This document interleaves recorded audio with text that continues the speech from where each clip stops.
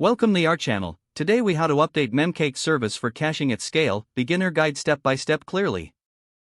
Start by ensuring you have administrative access to your server.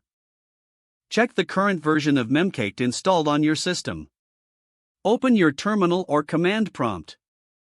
Run the command memcached to display the help options and verify the current version. If an update is available, visit the official Memcached GitHub page for the latest release. Download the newest Memcached source code using git clone or by downloading the zip file. Extract the files if you downloaded a zip archive. Navigate to the folder containing the downloaded files in your terminal. Run /configure to prepare the build. Use the make command to compile the Memcached source code. After the compilation is complete, run sudo make install to install the updated version. Verify the installation by checking the version again using Memcached. If you have a running Memcached service, you'll need to stop it before starting the updated version.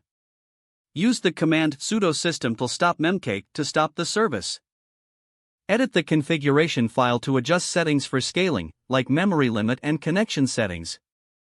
Restart the Memcached service with sudo system start memcached.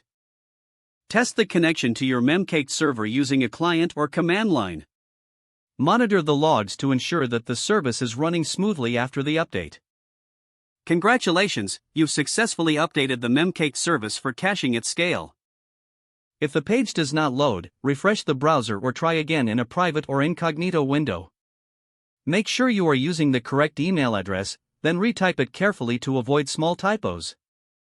If your password is not accepted, use the reset option and create a new strong password you can remember.